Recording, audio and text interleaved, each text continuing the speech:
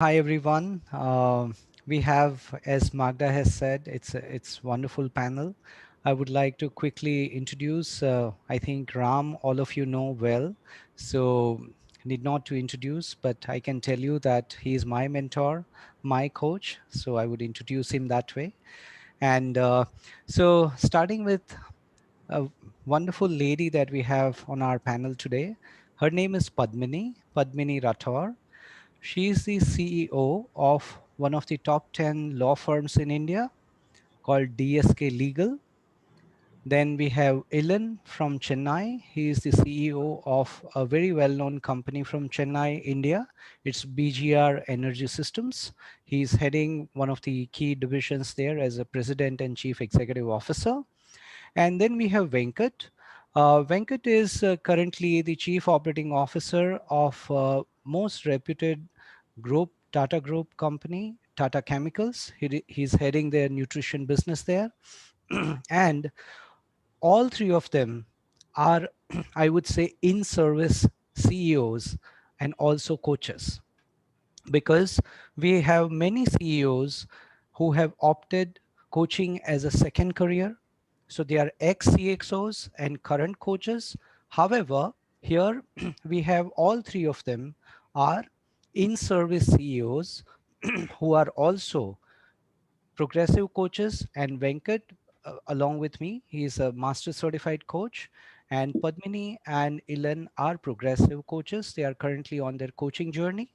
So the purpose of this conversation with them, and I would request Ram to come in whenever he wants to, is to introduce the view from the top, that how as CXO, how sitting in that top chair, how they got in contact with coaching, how coaching has perhaps brought some shifts in their life, and how coaching is helping them to make those key decisions, high stakes decisions, which are helping their organizations and their team to move forward. So it will be a view first from the ring side and then going into deeper into their minds as to how coaching is benefiting them and what are the views from the top. Okay. So Ram, before we start, anything you would like to add or anything you would like to set as a context? Very, very briefly, I think it's an amazing new initiative. Thanks you, Ujjaval, for suggesting this and now anchoring it. You forgot to mention that Venkat is MCC coach, just like the Yes, two of I us. absolutely. Uh, yeah, one of our challenges, not really challenges, in a sense, ambitions, vision that we had was that in India, we create the largest number of master coaches, um, probably more than many of the other larger countries. And we are not yet there, but Coacharya alone has produced about 50 odd master coaches so far, which is sort of third in the rank in terms of countries in the world. And soon, probably in the next few years, we would probably overtake the North American countries, which are heading the first two positions. So one of the things that would probably maximally help in this process is to have as many corporate leaders as possible engaged in this field of coaching, because contrary to most of what is being constantly being bandied about, I think the corporate world has probably the greatest to offer in terms of the betterment of the world, if only it can be channelized the right way. What is usually put out there is all the negatives, but the amount of positivity that can emerge from the corporate space is enormous. And coaching can tremendously enhance that directional shift.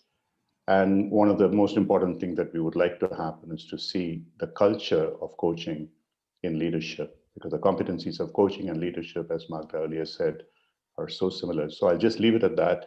I really am here to learn from the three of them, as well as you, Ujjwal. So Sure. I'll just mute myself and watch. Thank you. Sure. Thank you, Ram.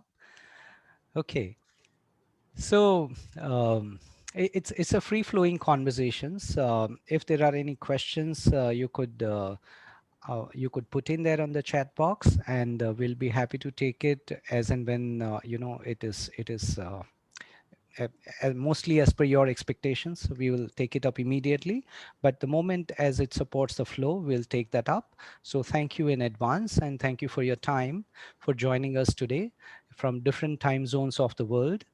And my first question to all three of you, and you can decide the order how you want to respond to, but if you could tell us a little bit about yourself, and when did you come into touch with coaching, when you learned about coaching, and what was your first contact with coaching, and we can then build it from there. Probably I will start. I'm basically a mechanical engineer and then management graduate. It's somewhere around 2007, near that period.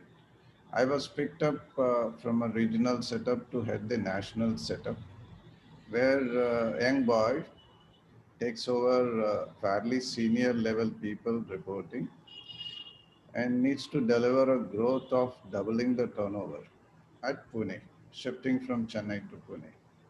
This Okay. was the first time the languages are different. Pune talks more of Marathi, even in the boardroom. And the average age group of people who have been superseded by me is 55 plus. And uh, that was a time first contact. A person was attached to me to coach me. I was not aware about the coaching concept, but today, from a general manager at All India Sales, I have grown 5 levels to when I left that company as a vice president of the business head in a shorter term of 3 years.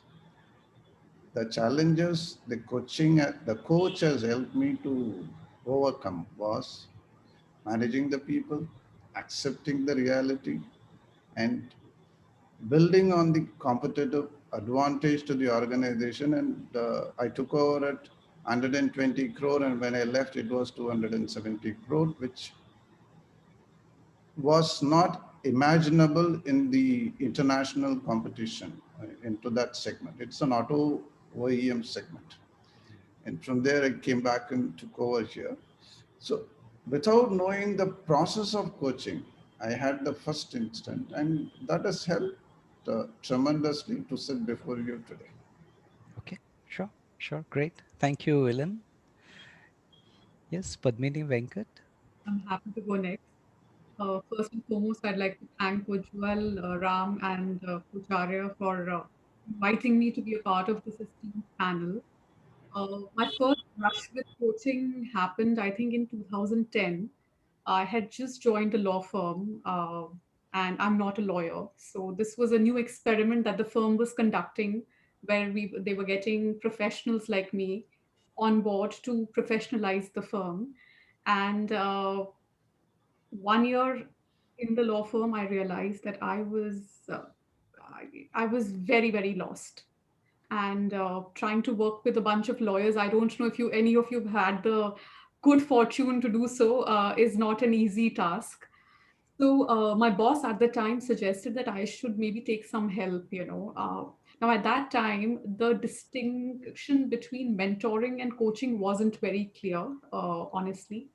And so we hired someone who came on board, and I did 1 or 2 sessions with him, and he insisted that he was a coach. So it wasn't mentoring, it was coaching. uh, I really enjoyed the 2 sessions. Unfortunately, we couldn't continue because he had to move out of the country. uh, I don't remember a lot of what we discussed, but I do remember the feeling that it left me with. So even now, I mean, almost what, 10 years later, I remember how light I felt. Felt like a cloud had lifted. So I realized that there is something to this process, the reason why everyone's talking about it now, I know that it works because I tried it on myself. Mm, Unfortunately for me, I've not been able to bring it into the firms till now, but I hope to change that someday. mm. Okay, interesting. Okay, Venkat. Yeah. Uh, how did I get into coaching is that sometime in 2014, I was working in Rallis, and my chairman, Mr. Gopalakrishnan, all of you are aware of him. He retired as a Tata Sons director. He was also the chairman of Rallis. He felt that it would help me to have a coach, and he spoke to my boss, who was the MD, uh, and said that why don't you have Venkat go through having a coach. And so my boss told me, yeah, there are three people, three coaches who are there, and you can choose. And the first one, he gave me the name of Ram, and said you have a talk to him, and you can get to know about it. So I was in Bombay, he was in Bangalore. So we had a chat, and then I had gone to Bangalore and had a I didn't know much about coaching and what it does, etc., at that point of time. So I had a good discussion with Ram, and then I came back and told my boss, yeah, I'm going to take up this offer which the company has given me with Ram as a coach. And that's how I first got into coaching. And obviously, at that point of time, and when I spent time with Ram, I first imagined that as a coach, he would tell me what I need to do, how do I progress in my career, or stuff like that. That's what I thought when I started it. And the first session that we had, he said, what do you want? So I said, what is it? What do I want? And he said, no, what are the things that you want to work on? So, that was a pretty surprising thing, when you first come in contact with it, the client has to say what does he or she want, and articulate it. So that's how my, I was a client to Ram as the coach. And this was sometime in 2014. So I went through my session, and I found that I did get a lot of value in that, and I Hmm. continue to be with Ram. uh, you know he became a good friend, philosopher, guide, as I would call. And then in 2017, he then said that, since Venkat, I know you well, and you seem to I've always had this flair on on the human side of it. So he said, why don't you join the coaching? And that's how I got into it, and then I've been on this journey. Uh, so I joined as a, I got introduced as a client, didn't realize that one day I would become a coach. Great. So, what I'm hearing from all three of you is that you first received coaching in a client mode, right? You got coached by someone. So, just linking it what Venkat has just mentioned, but I would like to hear from him as well, that upon receiving the invitation from Ram and Padmini and Ilan in your own way, please help us understand that what was your motivation to join a coach training program. So, in other words, what prompted you to come on this side of the table and pursue coaching as a certification process and perhaps become a coach? Like Venkat is already master coach, and both of you are on that journey.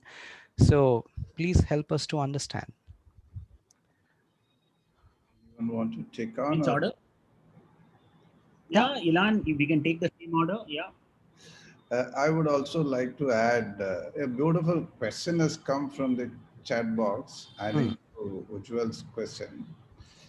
How do you see the difference between coach delivery, delivering sessions, and CXO using the skill? I think both could come out as a answer today. Uh, Probably when we are in a journey in CEO, we are sitting on a tiger. We have to keep running. The day we get down, tiger will eat. Whether the market good or bad, COVID or no COVID, the stakeholders expect you to bring in a growth of 20% to 25% top line, bottom line, and cash in hand. You have to hand over the profit to them at the end as a dividend. In the beginning, it's a good challenge. It comes with all benefit. You get all powers for you. You can make decisions. You get your money. You get a team. Start with 50. You manage today. I'm managing 650 people. But once you get into this, you get a cultural challenges. You get a market challenges. First year growth may be 20%. Second year growth may be 15%. Next year is a challenging growth with the same level of profit. Today, what has happened when we sit on the CXO chair, you are alone. You wanted to have some kind of a dialogue about your decision making. You have nobody. You cannot go and talk to your junior. They will brand you useless. You cannot go to the stakeholders or a board and check with you.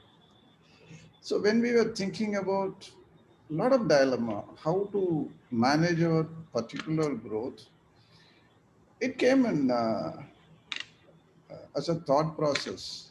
This is something we need to understand ourselves and move on. So Mm. probably I would say that the last few months for us has changed us a lot. Mhm. As a CEO sitting in the chair, we start in the morning and we tell people what to do. We never listen. We tell them this is a decision, this is go ahead, move it, because time is money. We presume we know the best of best and we make the people to run. We believe keeping control is the power. What happens over a period of time, you lose the best of best people in this. You don't have a teamwork. Your creativity of the team is gone. Today, we understood what is level 3 listening. We understood how do we sit in their chair and listen to them. We are able to see, first of all, labeling emotions. We believed demonstrating anger is the power of a CEO. From there, looking at them controlling emotions and putting ourselves into the chair made a major shift in our approach, empowering people. The change in the last few months, what I could see in my organization or in me is there's a lot of trust in the people has been built up. We always put a policeman to find out what is going wrong in the organization. Today, people come out open and say, this is the issue. Then this is an idea. They themselves are able to come out. Somewhere we were trying to look at the power of a leader who's an inspiring leader. Today, when I walk into the office, there are a lot of good mornings. Earlier, we don't look at people before I go into the room. Ultimately, in the last few months, we are able to see a customer-focused initiative in the organization.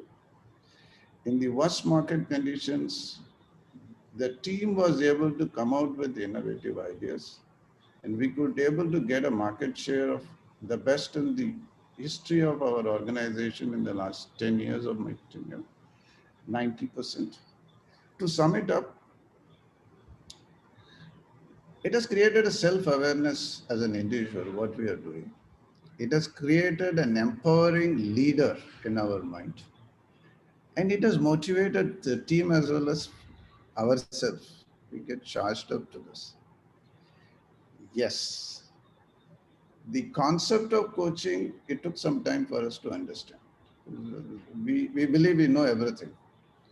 And we have not understood the leadership angle of our approach. Stakeholders are happy, profitability goes up, productivity goes up. People are able to voluntarily declare a salary cut in the COVID time, and we have not lost anybody. This is a remarkable difference we are able to bring. Mm. Amazing. Amazing, Ilan. And as we are in that space, anything Padmini and Venkat would like to add? Any perspectives there? So I'll go next. Uh, Ujjwal, our business is all about people. Law firms, it's all about people. Every evening, the intellectual capital of the firm walks out and Mhm. keep hoping that they're going to walk back in the next morning. Our clients are people. So it's very important for me to manage expectations, energize them, motivate them. And for the past year or so, I had been feeling that I spend a lot of time in having conversations with people. And unlike other organizations, the law firm structure is a partnership structure. So you have to work a lot with building consensus before taking any decision, which requires me to, keep all the stakeholders, engaged at all points of time. So I realized that if so much of my life goes in having these conversations, in making sure that people are happy, people are motivated, then I need to learn to do it better. And that's where the whole thinking started, that maybe I needed to get trained as a coach, because I may start looking at things differently and I may start doing my job better. So that's where it started from. Also, the realization that when you deal with people, there is so much that comes out, emotions. And I was feeling at some points, I used to get uncomfortable when there was too much emotion being projected in conversations. I used to get uncomfortable. But then I realized when the pandemic started that these conversations were important and they needed to get more real. So honestly, when I got into coaching, I got in because I wanted to work on myself in order to do my job better. Sure. Yep. Um, when I was a client to Ram, there was a lot of introspection that happened, and there were things that I identified that I need to work on. Um, One of the, if I rattle out a few things which made me change, when I was a client, and then that actually made me decide that I should get into coaching, because it would take me more in the journey. I would never say that one is always perfect, but it's more a journey towards perfection. For example, like what Ilan said, that one always worked on the principle that you uh, tell people what is to be done, rather than wait for to hear from what others are saying. Um the standard way of instructions. The second is that one tended to, I'm going back 6 7 years back, or in 2014 2015 when I started this. One tends to be a lot more reactive. You tend to react to a situation the way it happens. And so this was something which I consciously worked with Ram, and that helped me to realize where I am. What has actually happened in the whole process is that one has become far calmer.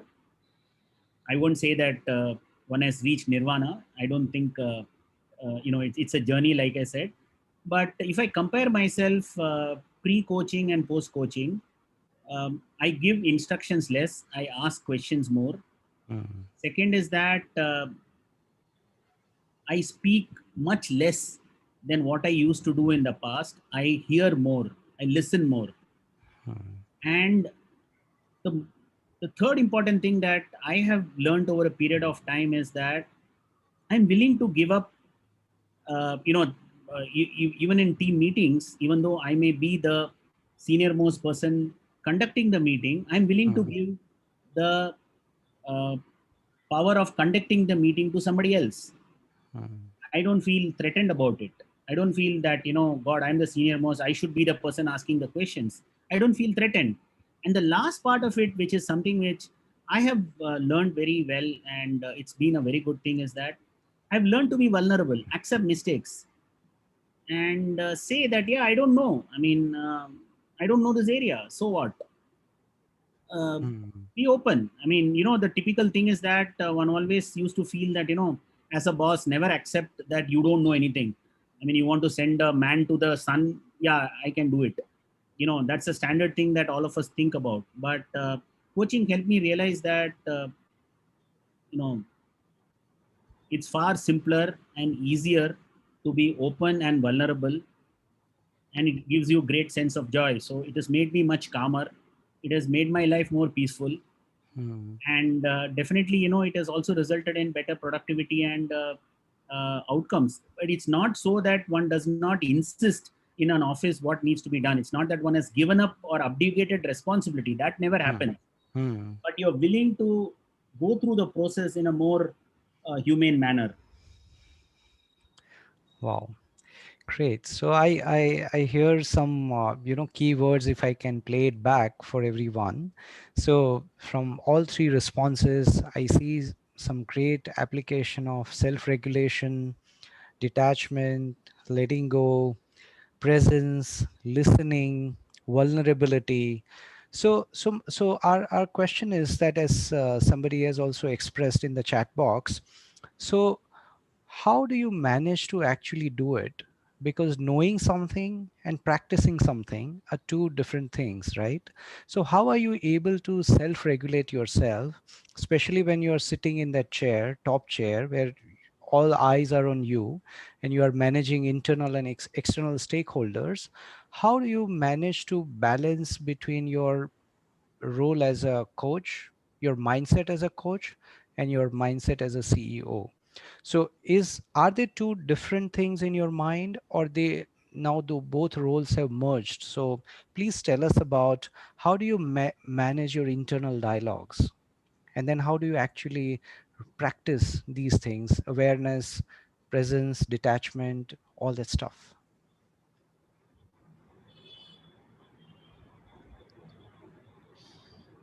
So perhaps Ilan, Padmini, Venkat, or reverse order, whichever the way you want. Yeah, I think Ilan wants to start off. So let him. Sure. No, I will definitely give you the first chance of opportunity to you after learning coaching. Okay. You know, Wonderful. I would say like this. Many of us are aware of our problems. Hmm. We are clear that we are missing somewhere. You see, you don't achieve all your result easily. And when we have a challenging situation on the growth, we'll sit down and do an introspection. And we are aware and we wanted to understand how do we change ourselves. It so happened that we are not able to find a step. Hmm. Coacharya came in between. I'll put in a couple of points. Uh, First success for all of us. There is a good teaching process which you brought in. After all this session, I need to go through the recording and I need to write my assessment of it, which means I need to understand the concept, I need to evaluate the concept, practicability. I would say that the teaching method, it was the coaching method, what you people adopted, made us to gel the concept, live with the concept, and then come out. So Hmm. beyond that, after some time, you cannot change yourself. You understood what is. After you start feeling that feeling angry is wrong in the approach, you never feel angry. Hmm. Coming back to the next question, there cannot be a coach different and CEO different. CEO is able to perform if he follow the concept of coaching. Hmm. What are we talking about? We are talking about changing the person into a beautiful perfection. We are talking about emotional control. We are talking about emotional intelligence. It's simple. What is emotional intelligence? Before you give any decision, you are looking at the emotion of the other person who is sitting at it. Hmm.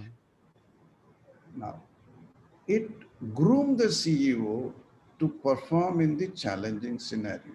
Earlier, we are in the seller's market. India was doing anything you can sell and make margin of 30, 40%.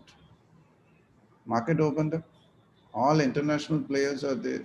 We are trying to look around how do we grow and survive.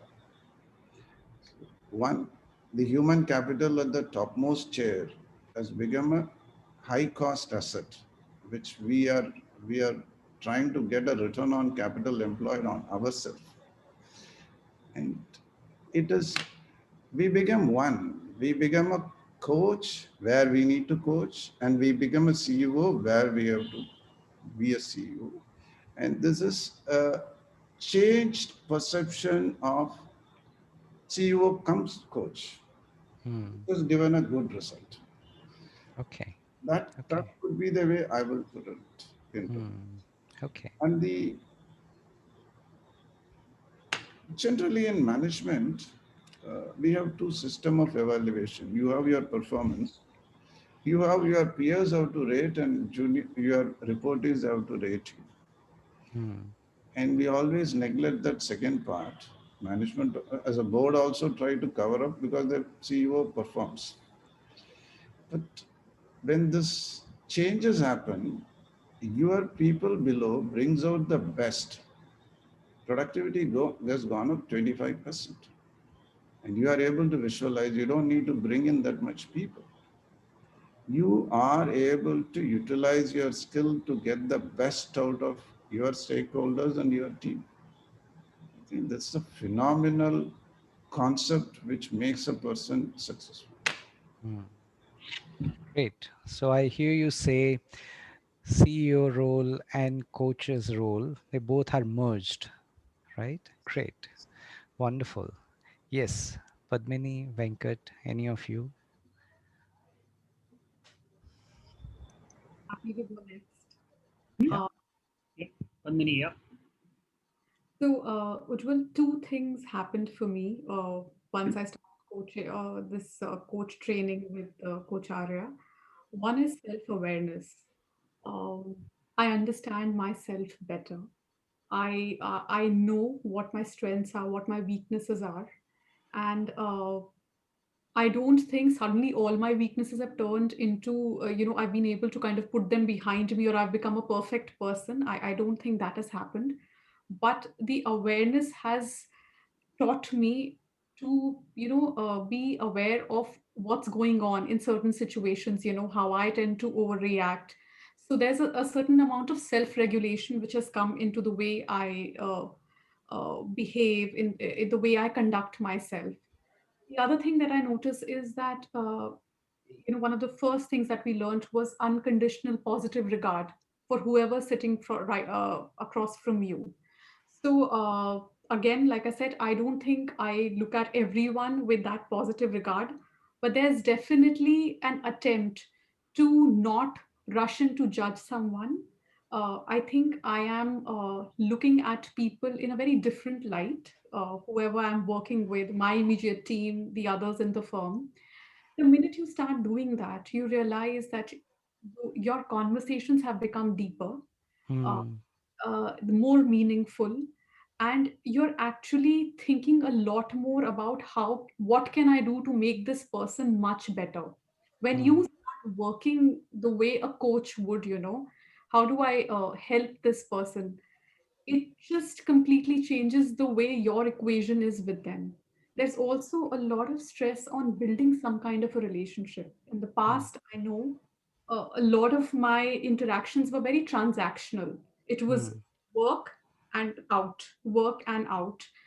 But now I make it an effort to, build some kind of a relationship with the other person because I Wow. know it energizes them more, it motivates them more. So these are some of the little things that I've noticed in the way I have started conducting myself. And I agree with Ilan. I don't think in my mind there is a coach and a CEO. I think both of them are one. It's just that I have started doing my job better. Is Hmm. I get. Yeah. Yeah. Wonderful. So they are no longer polarities, but they've merged into one, right? Okay. Mm-hmm. Ujjwal, I will start with where Padmini left it. Is that that point about there is nothing called an office role and a coach role. Hmm. Because the reason is that the moment you start putting it in compartments, then then you're actually two-faced, or you are behaving differently in different situations. Sure. Sure. First things that as coaching teaches you is to be um, the point that Padmini made is to be having unconditional positive regard. That's applicable for anybody in life.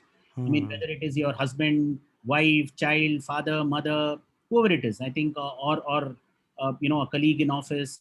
So that's something which is which comes out as a big point. The second Hmm. thing is that if I look back many years back, I was, I'm still a workaholic. I'm not denying that, but I was a lot more task oriented. I think Hmm. once I got into the coaching in 2014, 2015 is when I started balancing that out. That and moving to the spot that it's actually finally it's humans which who achieve things. It's not the Hmm. activities which achieve things in life. Yeah. So how do you actually balance that emotive part of it? And the Wonderful. and the other thing is that again, I'd like to distinguish it and say it is not that X level of person should be a coach, Y level person a coach. I think it's a mindset. Coaching is a mindset. Coaching is Yeah. not it's not a degree. It's not a it's a mindset. And every human being, if they tend to pick up those concepts and live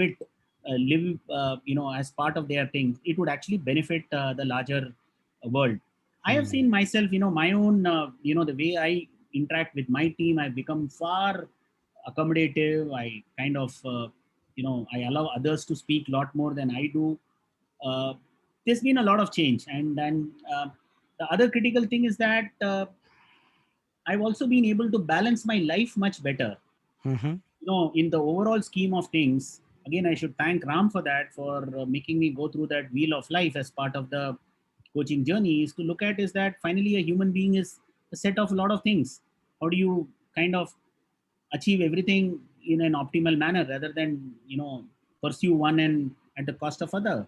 So these are all concepts that I think uh, each one of us learn over a period of time, and it's a journey. Again, I would say every day we get up, we have to remind ourselves that we need to live that principles. Wow. Great.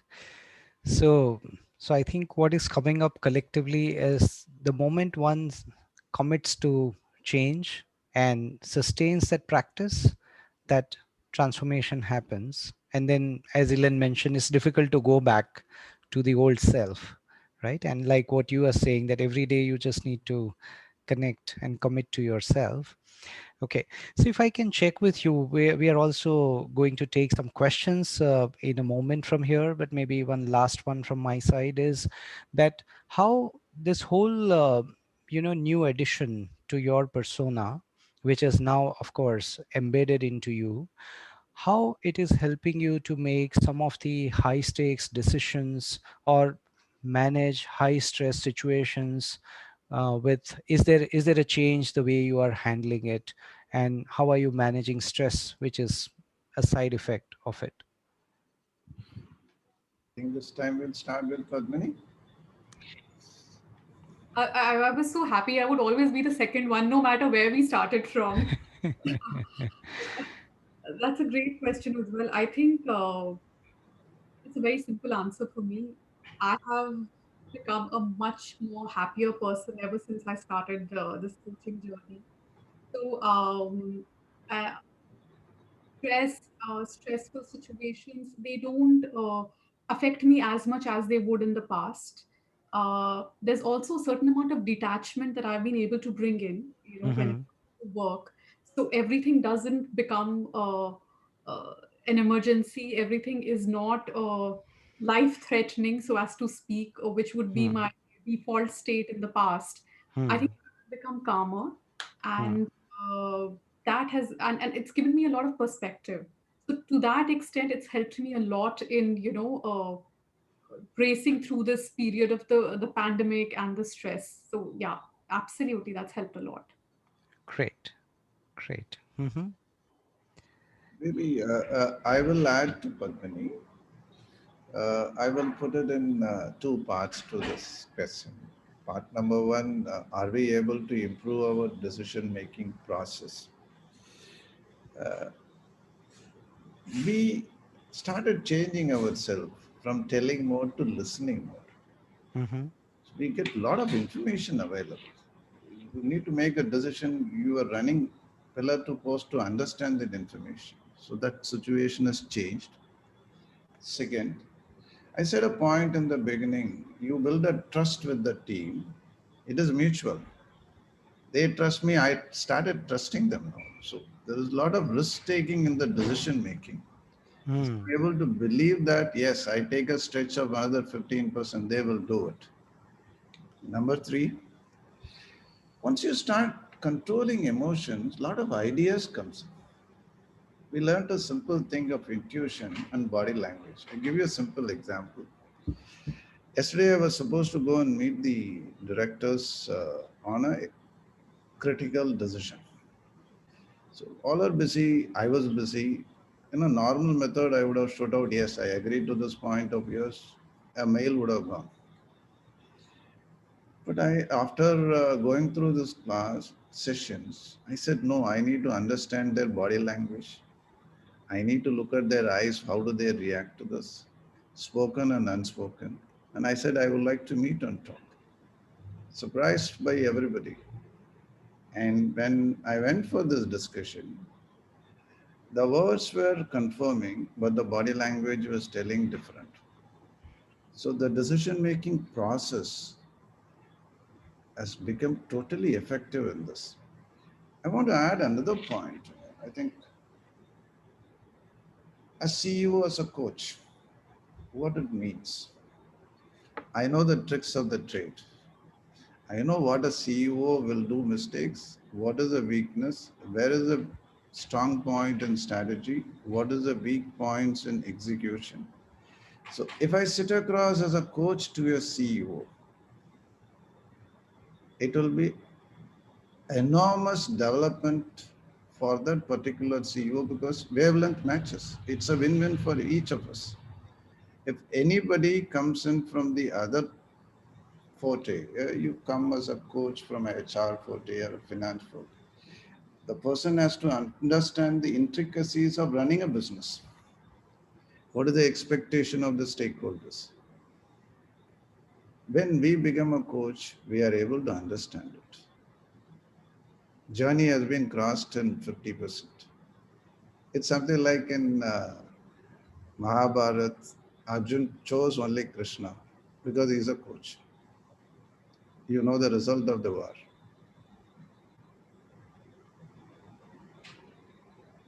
Okay. Over to Sure. you. Yeah. Thank you. Yeah. Uh, Ujjwal, couple of things very clearly, how does it affect decision making? I can share, what I have gone through over the last 5, 6, 7 years is that, in the past, maybe 8 years back, decision used to be purely rational. Now, I give a lot of weightage to the emotional part of it. Nothing in the world can be achieved by technology or processes if people are not there in it. Technology, processes, people, three pillars. So if you handle the people part of it, your emotive connected with the people, the rest of things happen. So any decision making, for example, bring people as the at the center, and the decision making improves. That's one. Mm. The Mm. second thing that happens also very clearly is that when you do that, the stress levels also come down substantially. The third important thing is that, again, this is something which comes as part of coaching. What we say is that, you know, in the past, if you decide everything and tell people, you may not get the full, the buy-in of the team. When you do it in a more constructive and in a manner where you involve people and people come out with what they need to do, the chances of it succeeding is a lot higher than just one person taking a call and doing it. So even from a good business decision making, it Mm. kind of helps when we use those principles of getting people to say what they want to do, how they want to do, so they have a buy-in, and the chances of success is much higher. So I've seen this Great. in many cases in terms of So in a pure decision making, by putting that together, the chances of a business succeeding is much higher. Great point. I think it's about creating sense of shared ownership. Yeah. Yeah, great. Okay, Ram. Yeah, I had a question, Ujjwal. I mean, and for the panel, actually. And they have a couple of questions which have come up here. Yeah. I mean, you guys talked about your experiences and you talked a lot about what you learned from coaching. And I would like you now to face you with the mirror of reality that I see. There are many people who advertise on LinkedIn saying that they only coach CEOs. Unfortunately, there are very, very few CEOs that I have coached. I coached Venkat, but his CEO, I don't think wanted any coaching. I still remember, unfortunately, the three things that Venkat wanted me to coach him on. I can repeat them. I don't want to embarrass him now. But the point I'm making is, in your life today, an actual experience, how many other leaders, even if they are not CEOs, business heads, and so on and so forth, and Venkat, you in the Tata group, and you, Ilan, in your company and others, and Padmini, you must be meeting a lot of clients. How many of them do you really see willing to be coached? How many of them have such huge egos that they know everything? And I mean, I see the difference that you guys have been coached at some point in time when you're relatively probably junior, and therefore that made an impact on you. And today you are embracing coaching. So what are the challenges are you going to face when you set out there to coach CEOs?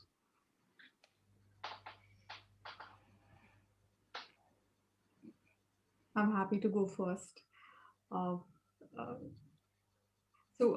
Ram, I faced this problem exactly what you're talking about because about 3 years back, I spoke with my managing partner at the time, and we decided that let's get some coaches on board, and we will get our entire partnership coached.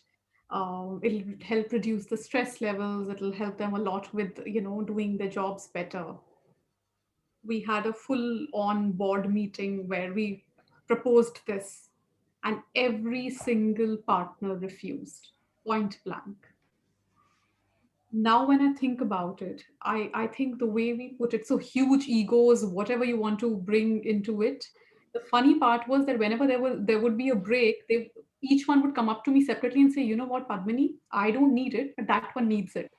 So each and every partner felt that everyone else needed it, but for themselves. So the only solution that I see, at least in the industry that I'm working in, is that you train them to be coaches. You tell them that, you know what, you're doing a very good job, and they are brilliant lawyers. Why don't we would like you to train yourself to become a coach, because it'll add to what you already know. It'll help you do your job better. That is a better sell with them. I also think that's also important because, as Venkat mentioned, coaching is a mindset. So, if you want someone to practice the principles every single day, you do not need them to be coached. What you need them is to become a coach themselves. And the good part is, from what I'm learning about the process of training to be a coach, is that you get coached anyways in the process. But what you also do is you handle the egos. So you don't tell them that you need to be coached. You tell them that, listen, we're going to train you to become a coach, because then you'll play a much bigger role in the organization. So that is how I see this playing out, and that is how I know I will sell it internally in a few weeks if I can. Venkat, you want to add? Yep. Um, if I step back and look at it, first of all, there is a big confusion about at various levels about coaching and mentoring. So that's one big difference that people need to be aware of. That a lot of times people think that coaching is quote unquote mentoring. So people know everything, how to run a business. This is not how to run a business. Coaching is not about how to run a business. It's to be a better person. Yeah. It's to be a better leader. It is to be a better human being. I think that's what is coaching finally will help it. So that is something which needs to, it's not easy to demonstrate it. That's one. The second part of it is that in these things, I would say that it's better to catch people young. And say, for example, if we look at the three of us who are here, uh, we were coached when we were much junior. So as we grew up, we have understood the value of what is coaching. So maybe we can make a change in where we are. So uh, so can we start catching hold of the middle and junior managers and get them to get coached, so that as they keep growing up, they understand the value of coaching and they become much better managers. I think that's a maybe, I know it's a longer journey. I think that's a better way to do it rather than catch hold of different chairmen or managing directors and say go through a coaching journey. It's very difficult. It's not going to be difficult to convince people. Yeah. Okay. I think, Ram, I will add to what Padmini and Venkat have said that. What you said is an excellent point. I was quite arrogant, highly egoistic. I believe I know everything. I don't want to be coached. There is also another feeling coaching means somebody identified I have a weakness. They are using this as a system to downgrade my rating to look at. There is a lot of misconception about coaching. But what happens when you see a pandemic like this, when you see a outside competition where you are pushed to a corner, you're looking for some kind of an avenue to upgrade yourself. It is the lack of awareness. If you look back some time back, mobile phones have been made as a prestige issue till Mr. Ambani comes out. Today, a watchman has a mobile phone. I don't say we have come out of our egos. I would say that you have few examples standing across before you who has understood the benefit of coaching. And it's a challenging journey. I would, if we take the numbers of our CEOs who are successful year on year and bringing up a growth as per the stakeholders' expectation, the turnaround ratio is 3 years. A long serving CEO crossing 15 years is very limited numbers. So that shows a satisfaction of stakeholders. The challenge to all of us is how do we educate the so-called high performing CEO community? I agree, we have to catch people young, but when it comes to a cost cutting, I will first cut the training, coaching, all other areas. We may have to find a mechanism to spread the knowledge and importance of the end result achieved out of the coaching to the promoters or the board members or the CEO. Today, government is looking for independent directors, and there is not so many directors are available. And people are afraid of taking a position. Coaching may help them to be highly skillful to do this. So to sum it up, yes, most of the CEOs are egoistic, but they need a change. Otherwise, they will not survive today. It's a challenging scenario. It's a strategic approach we may have to adopt to break this market. That will be a contribution to the growth of industrialization of India. Hmm. I hope I tried to make a point to you. Sure. Okay, so in last few 3 or 4 minutes that we have, a quick one as I'm reading through the questions, and this may be a rapid fire one, so maybe answer in yes or no or very short sentences from you. Uh, how much is it difficult to surrender the ego in a process to become a coach and get the fruits that you have just shared with us through the session today? Beginning is difficult, later on is easy. Okay,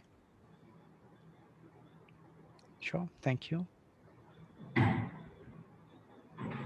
A little tough in the beginning, but it gets better. Okay. Mm-hmm. Yeah, it takes a lot of time and effort, but the fruits are really sweet. Hmm. Okay. So as they say in theory, you that let go to let come, right? So that's what I hear you say. And anything towards the end, the message that you wish to give it to our participants today. Many of them are coaches themselves. Many of them are CEOs. So any one or two sentences, any message that you want to give it to them, any view from the top that would help them to, you know, learn little more better.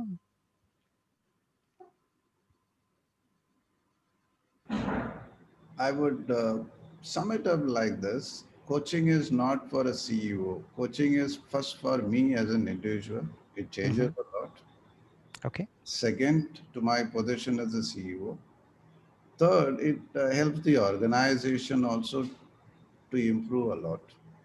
Hmm. Probably a concept like we started thinking about awarding the best performer with a coaching opportunity. These kind of employee retention ideas Mm-hmm. will definitely take us through a different platform. Okay. To sum Sure. it up, coaching is a journey. It's the process of learning ourselves. It Hmm. updates us. Okay. Sure. Okay. Thank you, Padmini. Well, I just wanted to add one point. I think coaching is very important for, as Venkat mentioned, at some of the lower levels, especially for women. The reason why I say this is because I've been mentoring kids, from the time they leave law school to the time they become partners. And what I've noticed is that while there's a lot of noise about, how women tend to hit a glass ceiling after a certain point, when I'm working with them, what I've also realized is sometimes that's not the case. You know, some of us, many a times it's the conversations that we are having in our own head, coupled with imposter syndrome. So sometimes women try to give up at a very, at the last minute Yeah. because they're not confident about it. And I Hmm. think they could really, really benefit a lot from good coaching. So I think we should definitely concentrate on that in our organization. Hmm. Great point. Great point. So when organization is ready, but women is taking time to get ready, this could accelerate the process. Yeah. Okay. Thank you. Yep, I'll go last. I would put it in a few bullet points. One is, of course, it's a self-discovery journey.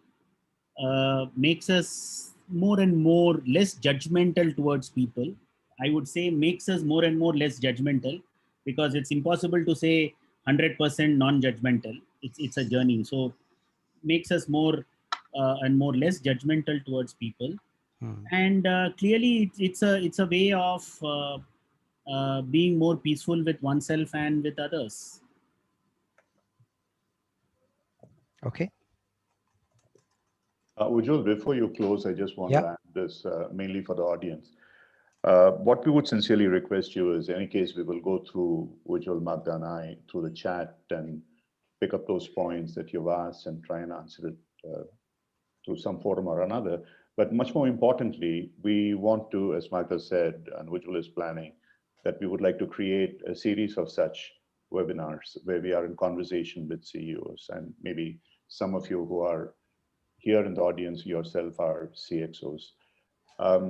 What really I would like to request you is that many of coaches are quite possibly looking to make executive coaching a career, and many of you here are professionals. And so, if there is the value that you want to get out of these sessions in terms of questions you have for them as potential clients or potential sponsors, what is it that you might like to have us ask, or in future put down questions which we can ask for on your behalf?